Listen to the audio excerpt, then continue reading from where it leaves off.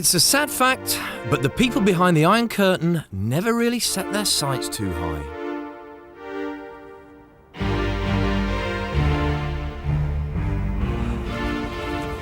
O!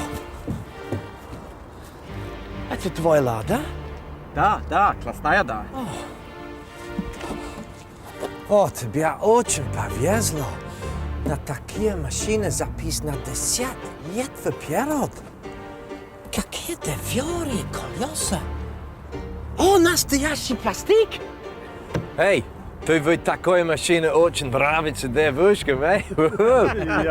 Да. Сейчас моя машина, Velorex, стоила копейки. Я купил ее и Quentin Willsonovич. Господи, тебе дорога. Technology мир.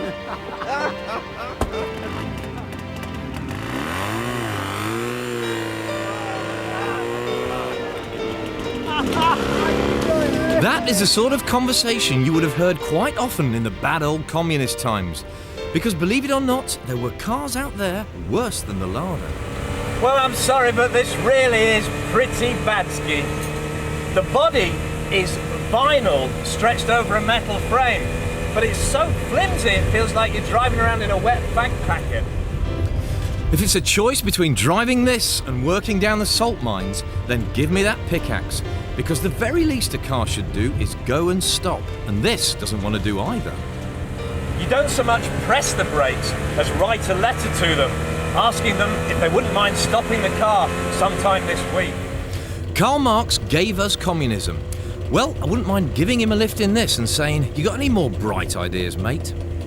What's more shocking than the atrociousness of this car is the fact that it's owned by an Englishman living in England. And he's not alone.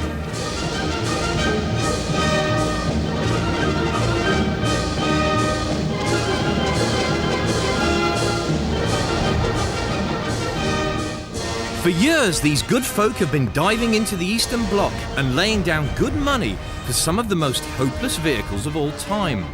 In fact, so fond are they of commie cars, they formed a club, the USSR, the Unloved Soviet Socialist Register.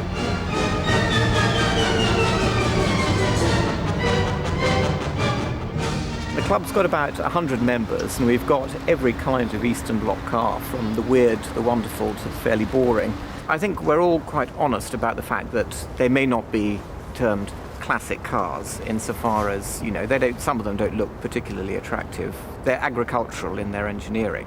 But that's one of the joys, in that the Trabi has only got 7 moving parts. Therefore, not much is going to go wrong. One of them isn't the wheels, is it? Precisely.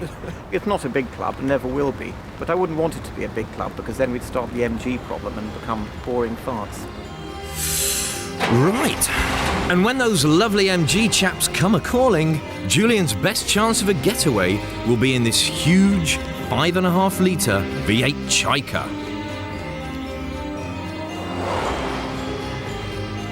The Chaika was the perfect example of Russian communism in action. That is, all men are created equal. It's just that some have infinitely better clothes and houses and cars. During its 20-year life, only 2,000 Chaikas were built, and when it came to styling, the communists were more conservative than Norman Tebbit. This model looks straight out of the 50s, but in fact it was made in 1976. While the party boss sat in the back sipping a Molotov cocktail, it was left to the poor old chauffeur up the front to deal with all the aggro. I mean, for a start, you had to be a shot putter to steer it. It does have power steering. I'm just not sure where it is or what it's doing. The stereo comes complete with its own missile launchers, and you've got enough channels to get radio labor camp in Siberia. But even more worrying, the bonnet release says kaput in Russian. It's been accused of being a late 50s Packard, but it was in fact all designed and made in-house in Russia, although the design team did apparently buy a couple of Packards and a Chrysler for study. Wouldn't possibly copy it, of course. Yeah, why would they do that? Because goddamn Americans, they were the enemy, they were the missile pointers. Why would they want to copy? So I suppose it's the glamour. The glamour, really. Relatively. Yeah, right. Yeah, I love it. It's like nothing else that you ever see on the road here. I don't go out and see myself coming the other way, which is nice. It drives extremely well. You get it on a motorway and it wafts along. Marvellous. Which is great until something breaks. And then you don't really go to Halfords and get a bit for it. You've then got to contact your friends in Latvia and so on. Or even easier, call your friend in Surrey, the Comrade mechanic who specialises in keeping Lenin's limos on the road. We have to get piston rings that are different sizes and grind them down to fit pistons that have to have the bores sleeved. The tyres you can get at the moment. Bearings you can sort of copy with metric equivalents, hopefully, but on the Volga here you can't get any bearings for that. So you just have to literally modify, machine and skim and design and keep them running.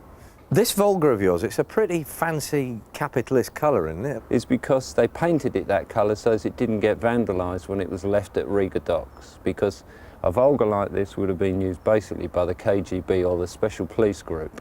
So that would have been black originally, and if people in Latvia had seen that by the docks in black, it would probably have come back in pieces. Because if a black Volga turns up at your house unannounced, it's time to start packing your thermals for Time Siberia, to go out the yeah? back entrance, yeah.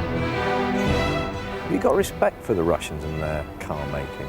Yeah, I have in actual fact, because the vehicles were built to take very hard road conditions, very severe winters, and they had to be driven by people who hadn't got any mechanical knowledge at all, because they weren't given mechanical knowledge. If your car breaks down, there's no garage, there is nobody to help. You either get it going or you'll freeze. I really like this club because they're so tongue-in-cheek. But the trouble is, now that communism's dead, the Russians are going through their Volga Nouveau Riche stage. So, what kind of cars are they going to be collecting in 10 years' time? I fear for the worst.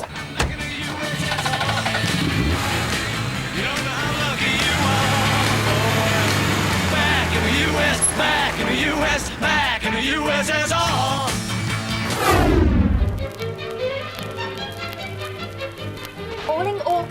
Calling all cars. Any officers in the vicinity of Upper Gusset, stop and detain occupants of green Ford OPG 147. These men are dangerous. Please be terribly careful, chaps. More villainy, Sarge. What's the world coming to? My Aunt Agatha would hang them all. It's the working classes. First thing we ever did was give them shoes. Oh, blimey, Sarge, it's them. Come on, old boy, tally-ho.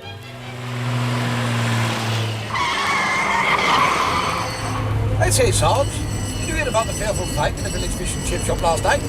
2 men got battered. Ho, ho, ho. Since the motor car was invented, the criminal classes always had a taste for the very fastest getaway wheels, and the police always had a job keeping up. This miserable 1948 Wolseley 1460 couldn't even catch a cold. Despite an 1800 straight-six engine and twin carbs, it could barely sniff 60. Its wood frame and ancient chassis meant it was just a pre-war design warmed over. Just look at those silly semaphores. But by the early 50s, villains like the young Ronnie Biggs were picking Dagenham's flagship, the 750-pound Ford V8 Pilot. With a side-valve 3.6-litre lump and hydraulic front brakes, it could hit 80. And at a mighty 1.5 tons was built like the Lusitania. The criminal classes were sniggering up their sleeves. Wolseley should have stuck to sheep shearing because the 1460 was a prodigious antique. But it taught Plod an important lesson. The only way to catch the Crims was to join them. In its day, the V8 Pilot was one of the fastest cars around, and Plod loved its mid-range heave. Scotland Yard had a dozen of the things specially tweaked, and they were reckoned fast enough to catch anything, even another Pilot. The cops and robbers were now neck and neck, but not for long.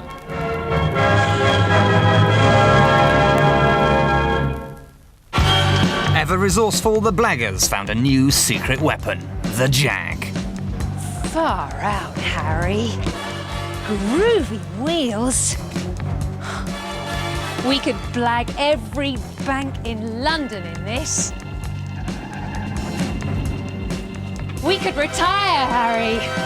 The crooks thought the Coventry Cat was the king of getaway cars, and the Cray twins swore by the biggest jag of all, the Mark 10.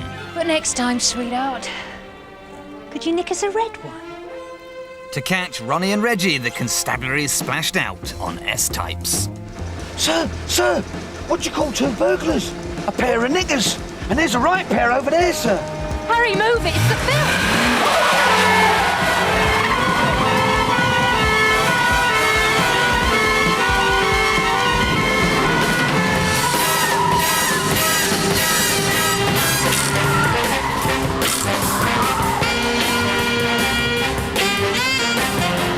The 3.8 could crack 125 miles an hour, and its E-type independent rear suspension meant it could go round corners too. There was plenty of room for prisoners in the rear, and its voluminous boot could carry 2 High Court judges. The chase was on.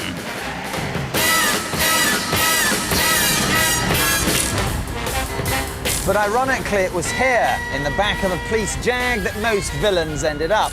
When the Crays were taken to court, they were booked in 2 white S-types and taken up in an armed convoy up the M1 at 130 miles an hour.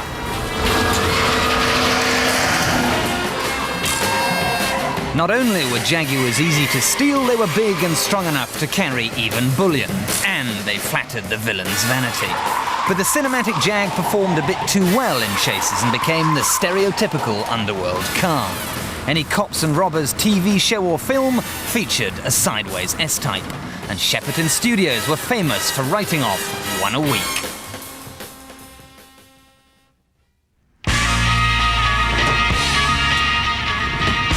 Come the 70s, the Rozzers had wised up and upstaged the Robbers with the help of Uncle Henry. In 72, Ford dropped their very wonderful cast-iron 3-litre V6 into their strapping Mark I Granada. George, wait! Every police force in the country queued up to own one of the best jam sandwiches of all time. No! Who is it? Flying squad, open the door, now! What do you want? He ain't here. I ain't seen him since he come out. You lying slag, I'll have you later! In your dream! From the Sweeney downwards, Plod loved it like their own. It was big, butch, quick, and had plenty of cred with the crims. There he is! Get him! All right, this way! Mind the kids! Oh, never mind!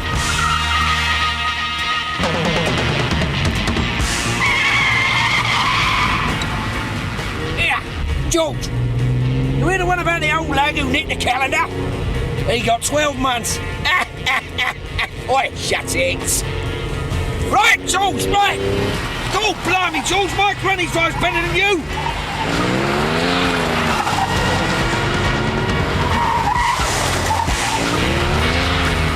The Granny was the 70s version of the Z-Card Zephyr, but much better.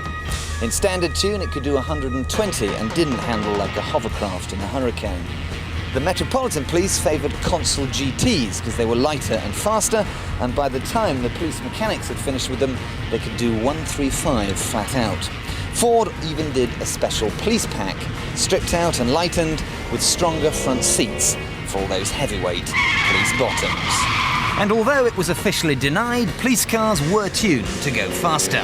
Engines were ported and balanced, and rear suspensions fitted with heavy-duty springs. Plod had wised up. And in the 90s, the battle continues. This time, the gangsters are into the 240-brake Volvo V70 T5.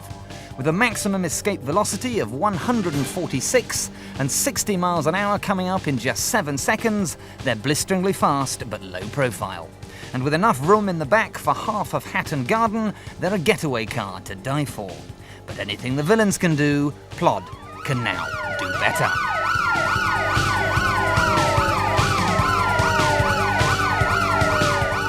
Because the old game of catch me if you can is finally over. The police have won the battle with a new secret weapon.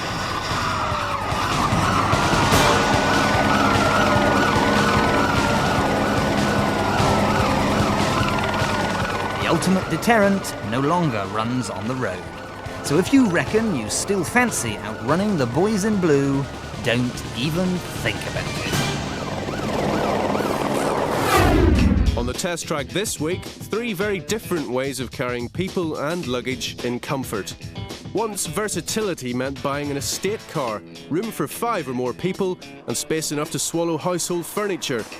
Next, the 4x4 moved out of the farmyard and onto the suburban school run. And then the future arrived in the shape of the MPV. The European original was the Renault Espace. This is the 3rd generation. It's the long wheelbase Grand Espace. Modelled, you'll be surprised to hear, on the shape of the French high-speed train. That's the TGV. Despite its bus-like proportions, Renault have always claimed that this should drive like a car. And I think it does. But where it gets really weird is at the dashboard. I've always hated cars that have digital instrumentation, especially stuck up here in the middle of the fascia. It's not as if there's anything wrong with the car. It's just all very strange. Mitsubishi have been making the Shogun for years, so by now they should have got it right. And as an off-road vehicle, they have. Outside it looks butch and tough, and you feel like you can go anywhere in it. But the chances are it's never going to see hills and mud, and it's going to spend most of its time as a shopping trolley or even as a school bus. So what's it like on-road? Well, this steering's vague, and the suspension, even on its hardest setting, is still too soft. And what's this? Inclinometer and altimeter. I'm not a fighter pilot. I never thought I'd be so pleased to be driving a Volvo. All right, so I might need to carry 7 people, occasionally. And I may have a bit of an obsession with humping antique furniture around. There's no excuse for driving a truck, is it? This is a normal estate car. Not only that, it's from the people who redefined the breed 30 years ago. It's got a good grunty turbo diesel engine, a pretty good automatic gearbox too. It feels good. We've set all 3 vehicles tests to check their practicality and their performance on the road. Our computer equipment will give precise results. Each of these cars is capable of carrying 7 people. Now, we haven't got enough presenters, so I need some volunteers for bums on seats. So I've chosen these 4 here. In you jump. We're going to overtake our driven truck on our simulated B road for our time exposed to danger test. How safe are these vehicles overtaking a truck at 40 miles per hour? Well, Dad, it looks like we've come by our driven truck again. Well, not worry, we'll go past it. Are we going to get past it in Settle this turbo down. diesel Settle down. dispatch? Settle down, children. Come on, Dad, put your foot down. Go on, Dad. Go, go, go. This is an enormously slow car. Well done. Let this be a warning against having too many children. Not quite TGV performance then. 9 seconds dead. And the Shogun? This is truck overtakes Feels truck. slow already, doesn't it? It does. But we'll give it a fair crack. Let's Put go. your foot down, James. Go for it. Oh. Nothing seems to be happening. It's all getting very slow. In your own time, come on. Yeah, come on. Just accelerate. There's a case there for staying behind the driven truck. So the Shogun is slower at 9.1. Now the Volvo's rear seats are only certified for kids, so we've added the equivalent of 2 children's weight, 50 kilos of water, which gives it a weight advantage. We're actually in a proper car for once with an automatic gearbox. Wow! Yeah. That's more like it. It's terrific. Yes. Not enough of an advantage to explain a rapid 7.5 for the Volvo, Renault second, the Shogun third. The next test measures how well these people carriers perform under hard braking. They're fully laden, the motorway is wet, and you make an emergency stop from 70. How much road do they need? First up, the Shogun. What do you think the stopping power of this will be like? Well, you'd have to stomp the brake and hope that the ABS like that? is gonna look after us. Well, it seems to stop quite well. Well, not that well. It actually took 222 feet. Volvo V70. Obviously, it's going to be a lot different because it's car-like, but what's it brake like? Well, surprisingly good, actually. So the Volvo took 197 feet, a lot better than the Shogun. We're going 70 here on the motorway, We've got and we're a bus going to full see of what people, happens when we and stop something over the bad's old... going to happen in front of us. Lots of snaking under braking, Uncle Pete. Yeah, snaking under braking. 182 feet, the Renault wins with the Volvo next and the Shogun last. The conclusion, don't drive too close in a 4x4. Down at the track, there are 2 tests to go. First, road manners. We are approaching a slalom of cones set at 60 feet apart. Now, the purpose of this is not hooliganism, it is to investigate the behaviour of these cars when you come across something a bit unexpected. For example, a bit of debris in the road, the sort of moment where you might be in a bit of trouble. We're in a Shogun, which is designed for off-road use, and as such, it has long suspension travel, very big tyres, really woolly steering, but we wanted to see what effect this will have. Oh! No, wait! Oh, be careful. Not good. That was scary, wasn't it? So the Shogun's off-road design is not good for on-road handling. Now this Grande Space may look like a bit of a bus, but let me tell you, they've got the centre of gravity really low down, so it actually handles a lot like a car. And in comparison to that Shogun that we just had a go in, what do you think? Much better. Clever weight distribution keeps the Espace well on course. Right, here we are in a Volvo V70. It feels slower, amazing. But it's so much better, isn't it, James? I mean, look at it. It's because it's a proper car. Boxy, but good. So the Shogun is very hard to handle on a tight turn. The Espace belies its bulk, but the Volvo is the clear winner. All these cars have lots of space, but how easy is it to use? We're going to put this table in the back of the Mitsubishi Shogun, and the clock starts now. Come on, in you go. 32.1. And the Volvo? Oh. Come on, guys.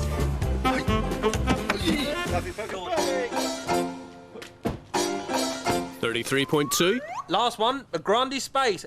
Go! This space wasn't wrong.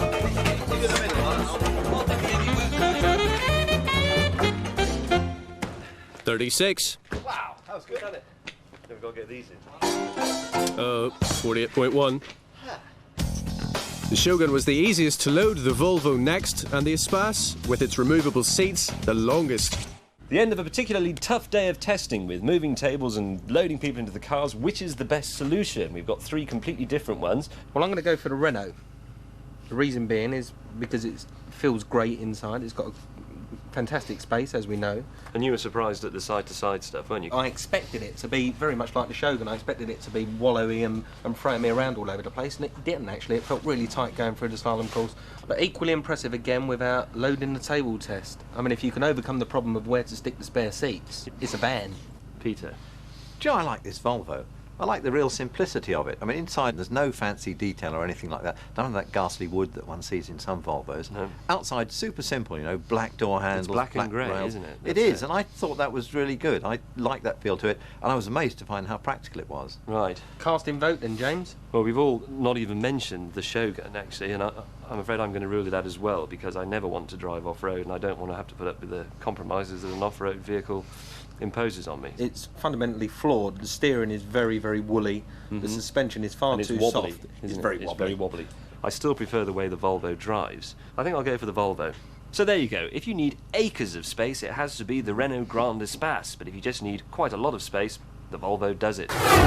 This is the iconic Lotus Elise, the hardcore roadster and saviour of the Lotus brand. Recently made over, it's now even more desirable than ever. But is it really a sports car you want to live with for the rest of your life? After half an hour, you're convinced this is the car of your dreams. You're lulled into a sense of invincibility. But after an hour, the stiff suspension and rock-hard seating has rearranged your internal organs. It's pounded your senses into pulp. The passion has definitely gone out of the love affair. Driving the Elise for any distance can be a tiring affair. So tiring that after a while, you want to end it all.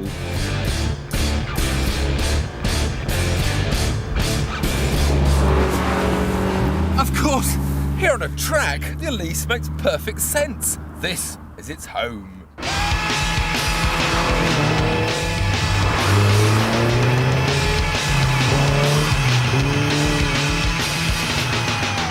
Light in weight, pin sharp in its handling, it's alive and responsive in your hands. But surely there must be something that can give us that thrill in a more palatable form.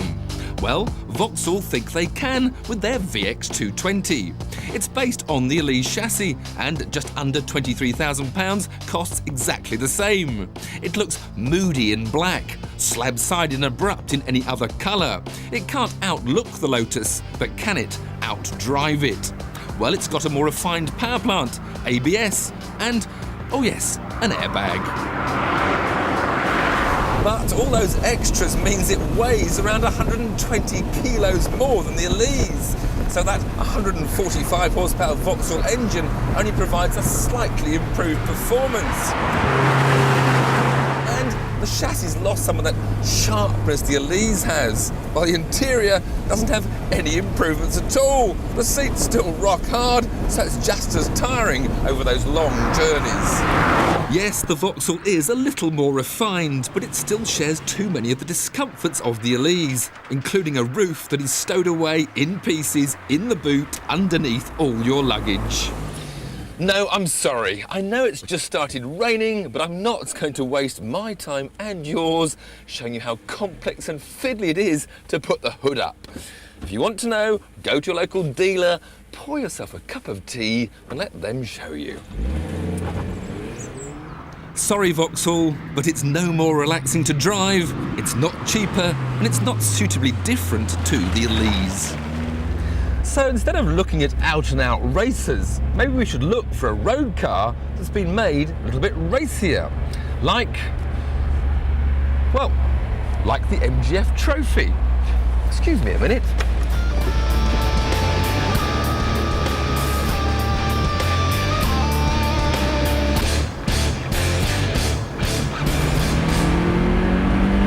The basic MGF is Britain's best-selling sports car. It's cute and fun, but a bit of a soft lump. With the trophy version, MG have hardened the experience with a lower and firmer chassis setup. Outmuscled both the Lotus and the Vauxhall with its uprated 158 bhp engine, and still kept it £2,000 cheaper. Those upgrades have provided the soft, cuddly sports car with a much sharper driving experience. But it still pitches and rolls too much, especially on the initial turn. And despite all the extra power, it's actually over a second slower to 60 due to its extra weight. You've now got all the comfort you need for a long-distance cruise, but you're sitting behind the most distasteful two-tone steering wheel ever made, and you're still sitting too high. So the Trophy has got a comfy cabin. It's also got a fair-sized boot and a user-friendly hood. Indeed, it's far more cultured than the Elise. I mean, it's got a clock and carpets, but it's still not hardcore enough. It's too much of a compromise. Whereas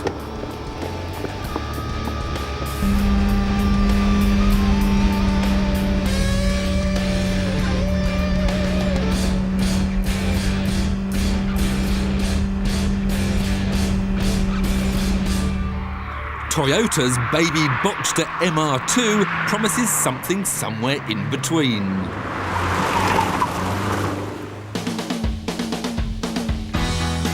Yes, the interior is full of lots and lots of plastic, with enough dots to send you, well, dotty. And the Japanese manufacturer's idea of hardcore was to design a car without a boot. But there are enough cubby holes for your weekend wardrobe.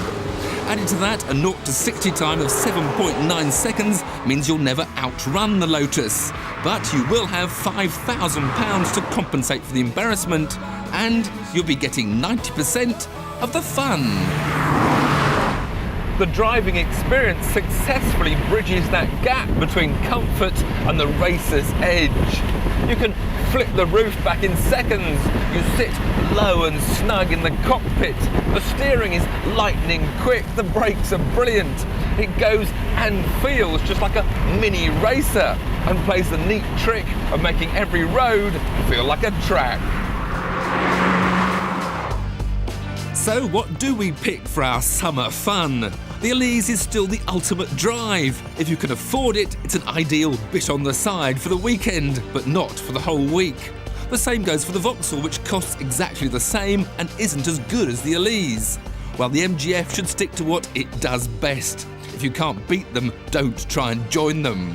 which leaves us with the little MR2. At 18 grand, it's guaranteed to put a smile on your face come sunshine or rain. And who's it built by? Toyota, of course, so it won't spend half the summer in the garage. Hello. I'm currently driving down the motorway at 240 kilometres an hour, which works out at about 150. Tell you what, I think I'm going to go a little bit faster.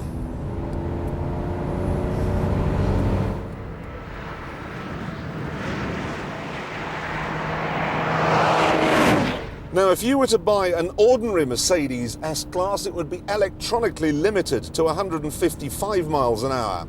But this one isn't ordinary. It's been breathed on by a tuning company called Brabus, and it's capable, and I hope you're sitting down for this, of 200 miles an hour. Germany, where people think they have the God-given right to drive as fast as they like, has become the tuning capital of the world. I mean, you really have just got to see this engine. Now, the standard car has a 6-litre V12. This has an unlimited 582 horsepower 7.3-litre V12. It's very nice, very impressive, but let's be honest, the standard S-Class is fast enough in the first place. That, on the other hand, is not. The ordinary Mercedes SLK is a very nice little car, but its miserable 2.3-litre engine belongs in a kitchen utensil, not a sports car.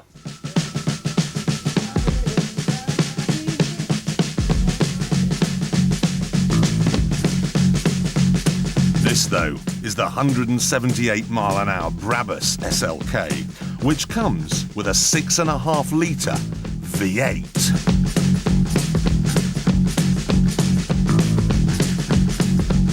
I've been driving all night, my hands wet on the wheel. Right, let's see what this thing can do. Good heavens above! That is X-rated performance.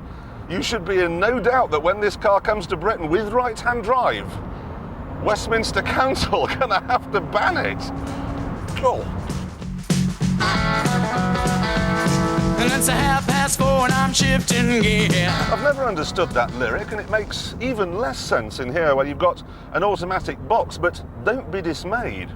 You've no time to worry about gears when your head and the headrest have become an amorphous blob and the world's just gone into wobble vision. Ooh-hoo-hoo-hoo. This is one quick car. We've got a thing that's called red eye love. We've got a wave in here. Red eye love. Right, I'm doing 30 miles an hour now, and now I'm going 50, and now I'm going 70.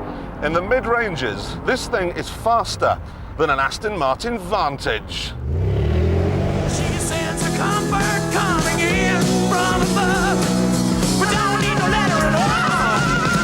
We've got a thing that's called red eye love. We've got a line in the sky. I'm sorry to keep banging on about the performance, but that really is what Brabus is all about. Their 7.3-litre E-Class is actually in the Guinness Book of Records as the fastest saloon car in the world. And this too is just sheer, unadulterated power. That and a soundtrack that can knock down tower blocks. But look, Mercedes designed this car to be safe in a supermarket car park, not at Mach 2. But don't worry, Brabus has upgraded the wheels and tyres. The suspension is completely changed. It's lowered and stiffened. And the original brakes were put neatly in the bin and replaced with discs the size of Devon. In fact, they replace so much that Brabus is now certified by the German authorities as a manufacturer. This car doesn't even have any Mercedes badges on it, but don't worry. I mean, just look at this interior. The dials are colour-coded to match the interior trim. The handbrake has an aluminium lever. There's 22 kilometres of stitching in those carpets, which appear to have been modelled on Rupert Bear's trousers. But if the quality of the work in here is replicated on the undersides, it should be all right.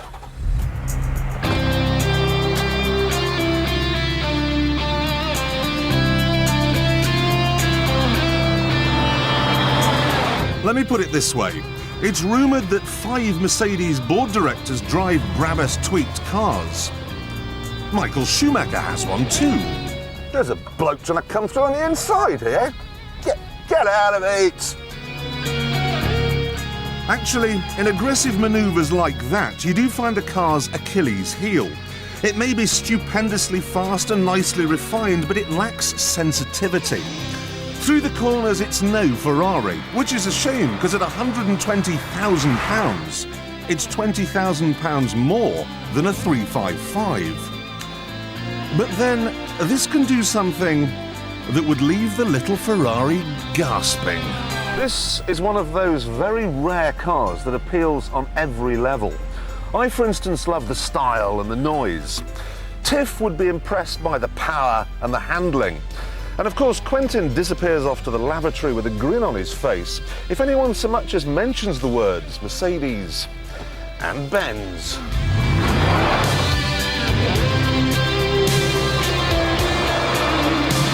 I've fallen head over heels in love with the Brabus SLK, but Germany is the wrong environment. Driving fast on motorways is neither big nor clever, so I'm off to where this car can really shine. The south of France.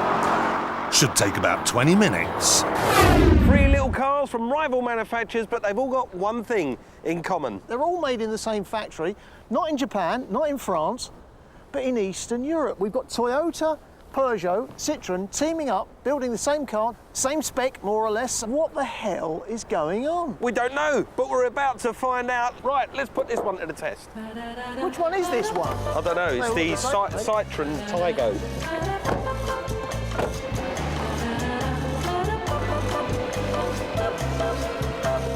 Well, Mike, this is the first of our trio of super minis. Yeah. The Toyota Aygo. Sub-super minis, I call them. It's one level below the kind of Fiesta, kind of Citroën C2 super mini sector, isn't it? Yeah. And this one pushes out, you ready for this? I mean, hold your breath, Mike. Ready? 67 brake horsepower. Do you know, I once said that I wouldn't get out of bed for less than 200 brake horsepower. I think you also said you got a lawnmower that does... I think my lawnmower's more powerful, but that's not the point. What is the point if you look at a car for its environment, and this car has squarely been aimed at city driving and getting in and out and commuting, it's absolutely bob on, isn't it? Yeah. A very cheap little runaround. Cheap and cheerful, not cheap and nasty. Yeah. There's a difference. It's got a great steering lock, you've got acres of glass all the way around you. It's a doddle to drive, but dare I say, this, the Toyota version, is a car we're likely to be seeing driven by people with blue hair. Well, is he right? Should every Aygo come with a free hairdo? I turned the dryer up to full blast and asked Maureen, Jean and Ethel the $64,000 question. And they said... The Peugeot. Peugeot? I don't believe it! Calm down, Victor. Let's see what the other two have to say. The Toyota. Well, 2 out of 3 ain't bad. Hold on, there's more. When I mentioned you'd use the words blue and hair, the conversation turned, shall we say, a little heated. In other words, they're saying that we're old and fuddy-duddy, and we're not, are we? No, definitely not. We like a car, then we like a car. My wrist has well and truly been slapped. I think that makes it 3-0 to the Golden Girls. The Blue Rinse Brigade, those ladies with the money, getting on in years, in the autumn of their lives, let's say, they'll probably pay a little bit of a price premium for the Toyota. I can't imagine too much haggling going on. The Citroën has got to be dirt cheap, and so has the Peugeot. But the evidence so far, and we'll get into this in more detail a bit later, is that they're not as cheap as we think they should be.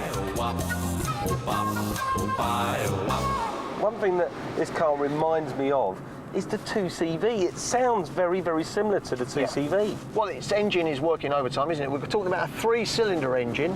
I suppose on the one hand that means there's one less cylinder to blow, but it means on the other hand that you've got one less cylinder to use. And I tell you, I find myself resorting back to that old thing that you used to do in 2CVs and Beetles and and those rotten old camper vans, and that's, look, you see a hill coming up and you go, oh, I better whack down into fourth, or possibly even third to get up it. This car, though, has one single feature that me and Mike really love, and we reckon it costs 3p. And guess what it is? It's a small auxiliary jack on the stereo, so you can plug in your MP3 player. How simple is that? It's a great little feature, a fantastic thing to do, but we're quite struggling to think of many blue-haired ladies that have got an MP3 player. And well, they might want to listen to their Neil Sedaka or a bit of Tom Jones. I like Coldplay, and I like some of the modern groups. It's funny how you know all these acts. It's time to spin the Wheel of Fortune and check out our next motor. I'm getting confused now because they're all exactly the same. Oh, it's got a line on the steering wheel. It's a Peugeot. It's a Peugeot 107. Look, it's not often that I or you are speechless, but we can really sum this up in about one sentence. This is identical inside. The interior is identical. I can't. The end. Yeah, it is the end. No, actually, this car, right, has got some features that's worth noting. Look at this, a whole sheet of features. I'm going to tell you all about it. It can't have all those. It has. Look, it's got a driver smart airbag, front passenger smart airbag with deviation switch, transponder immobiliser, fascia integrated colour-coded CD player, corner instability control, side impact absorbent door protection, pre-tensioning and force limiting front seat belts, 2 times seat isofix location points with 3 anchoring points, front and rear armrests, front door storage bins, rear panel storage bins, heated rear window, rear wash wipe, single 2-speed front wiper, and a 50-50 split rear folding seat. Anyway, so I don't know what to say about it. You can't say anything, let's get rid of it. It's exactly the same as the other ones.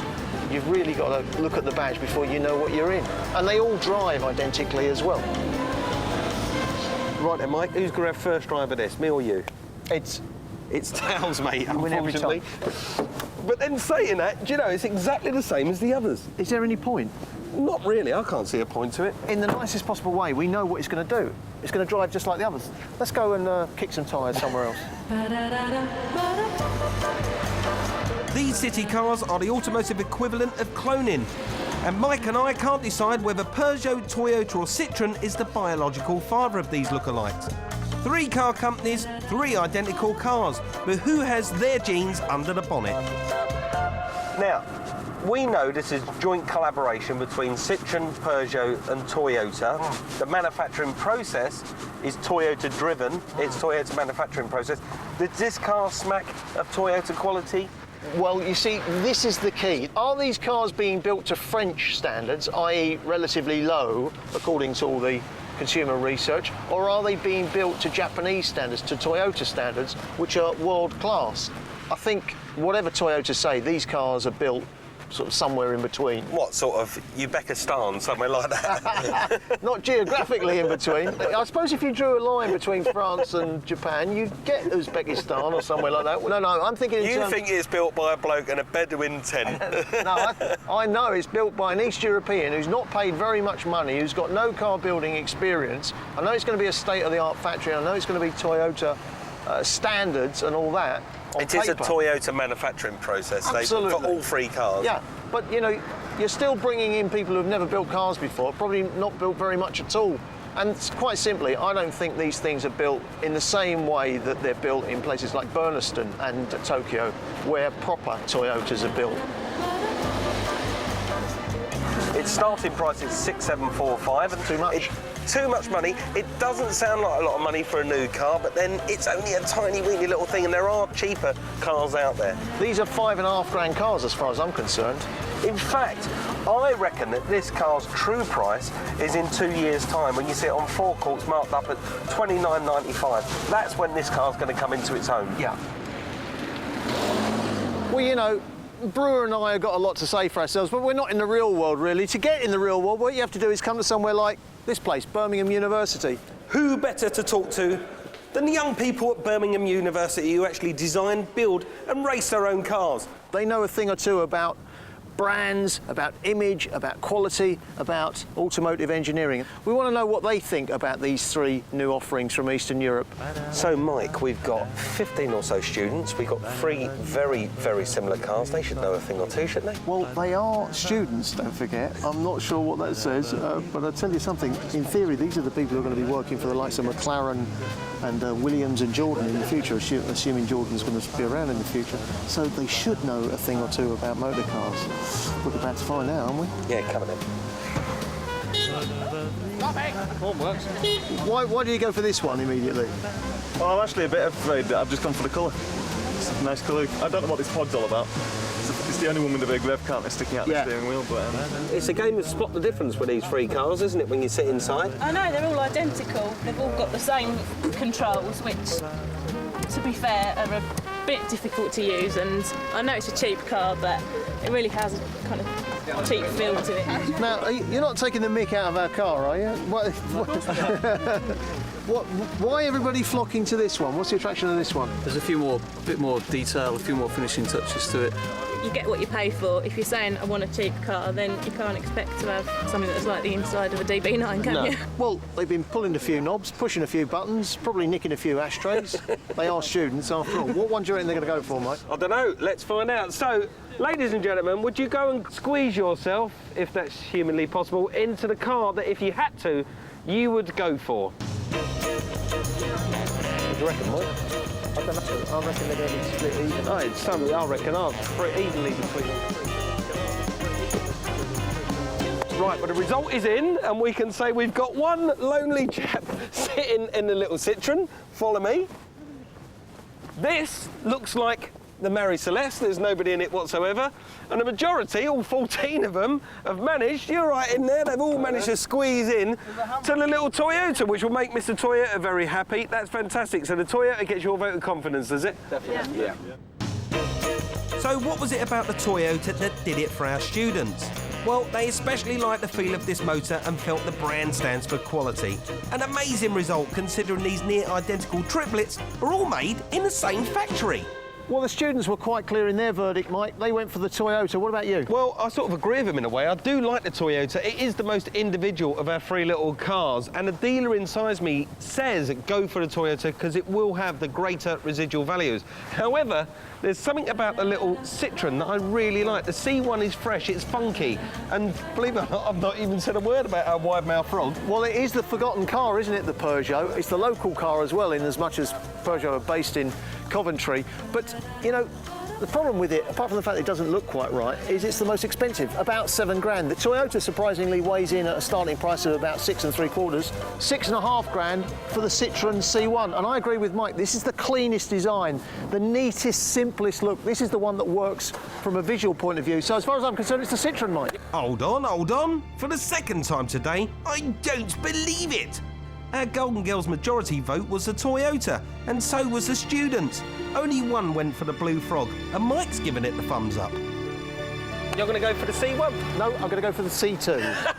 I'm not being a smart arse. I'm just telling you that this is £6,500 at an entry price. This, at current prices, weighs in at under 6,000. The C2 is cheaper than the C1. Do you know what? It always makes sense to me. It just goes to prove that sometimes you don't have to go for the obvious choice. You can think outside the box, and I agree with him totally. The C2 wins it for us.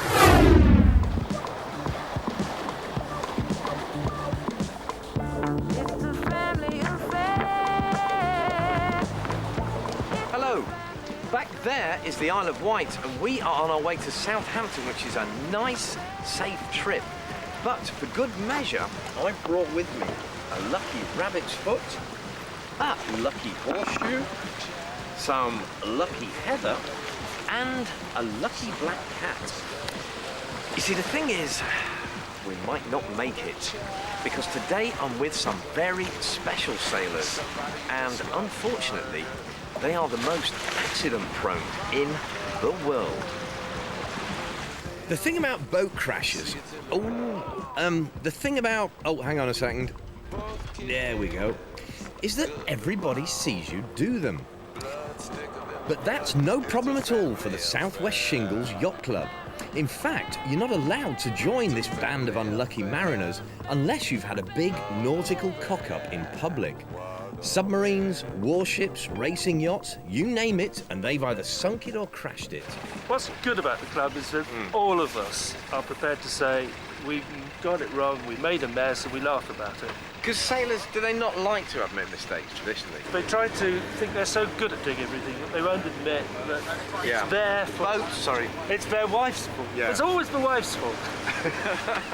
Michael earned his membership by managing over the years to hit most of the boys in the Solent.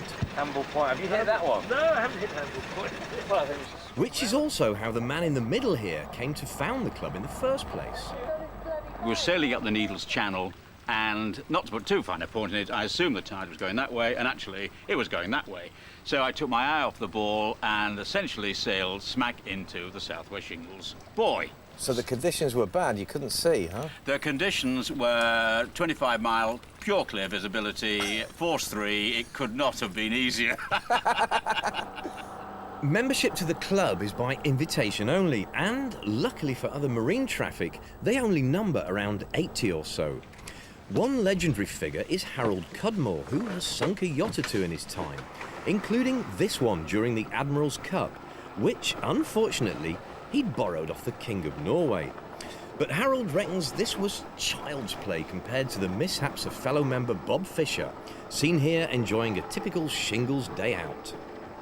I was racing at night, and at 1:30 in the morning, a submarine hit us.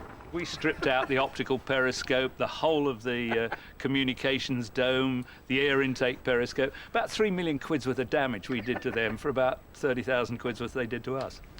So I think that was definitely Southwest Shingles 1, submarines 0. They're not idiots, just jinxed, I suppose. Indeed, when Tony Bullimore went belly up last year in the Southern Oceans, he was definitely tempting fate by racing under the Southwest Shingles banner. And then there's Master Mariner Mike Golding. I'd just come in from completing my record-breaking round-the-world single-handed circumnavigation.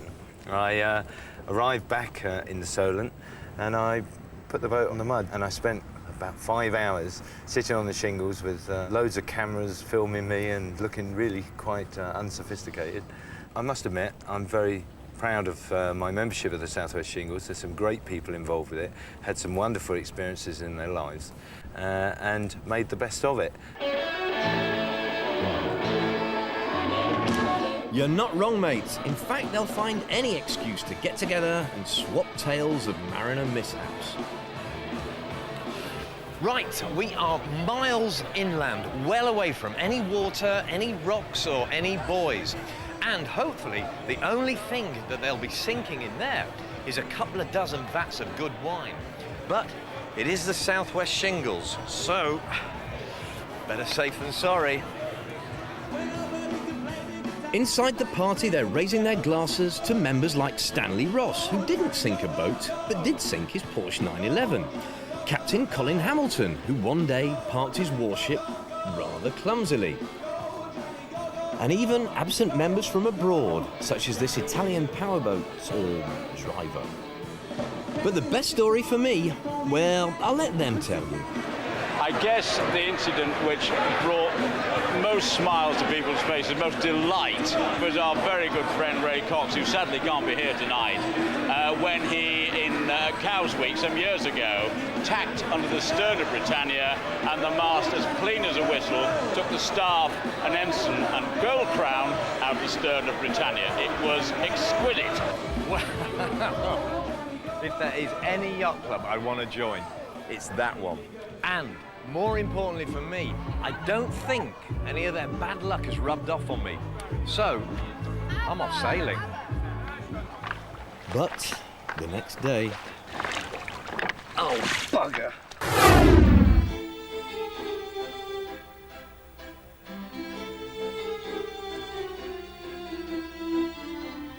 The war had only been over for 2 years when this arrived on the scene.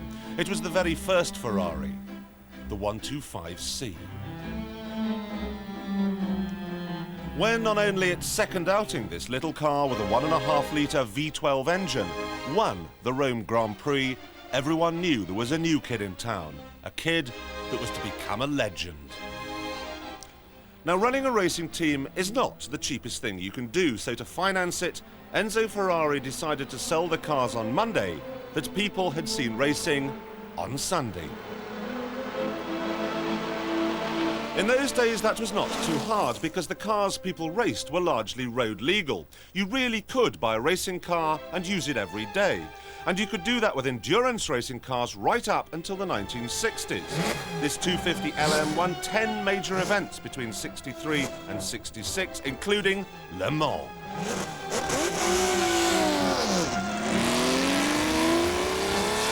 Just 35 were made, so they're now ferociously valuable. Even today, in a depressed market, you'd need to set aside a 7-figure sum to buy this car. It's worth it, though, for the noise alone.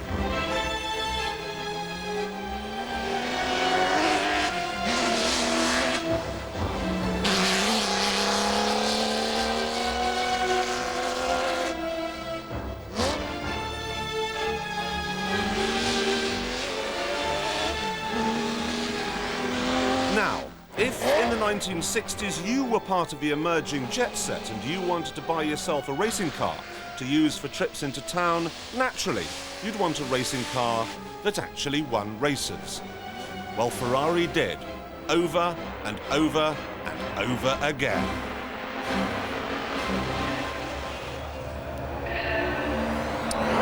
In 1958, they won Le Mans and the Formula One World Championship in the same year. Then they did it again in 1960 and again in 1964. No one had ever done that before. No one has ever done it since, and chances are no one ever will. They were the winners, the champions, the greatest, and the stars were queuing up to buy the cars. Everyone from Ingrid Bergman to Eric Clapton has had a Ferrari. This is perhaps the most famous and evocative of them all. It's the 250 GTO. At the height of the boom, when city traders would deal in soiled underwear if they thought there was a market, one of these was reportedly sold for £10 million. Now that makes it the most valuable car in the world. But why? Why should it be a Ferrari, and why a GTO? We need advice here. We need to talk to someone who really understands. Chris Rea. GTO is definitely one of my favourite cars. I'm one of the many people in the world who wish they'd made more than 39 of them. My father was Italian, and the first race I remember was a black and white BBC broadcast on a Sunday afternoon. And if you imagine the house has all my uncles all sat round with my father and have had an Italian meal, and they're going to watch the Monaco Grand Prix and see the new Ferrari. And the famous phrase was, I'd say to my father, "What colour are these Ferraris, Dad?" And he turned to me and he goes, "Blood red, son, blood red." And it just immediately, this effect on a 9-year-old kid. And then he went on to tell me that the leading driver was a famous German count called Wolfgang von Trips. I mean, this whole world filled me with a passion. Red is the color I choose. And then, unfortunately, he was killed at Monza the same year. And that was the first person that I ever remember dying. And it actually did affect me. I was actually off school for 3 weeks and was completely distraught over this incident. And it lived with me all my life. People say, "Are you a Ferrari owner?" And I always say, "No, I'm tifosi." You know, I'm just completely, the whole Ferrari thing is my life. Owning one in a garage doesn't really appeal to me. But being there when they're going around tracks is what it's all about.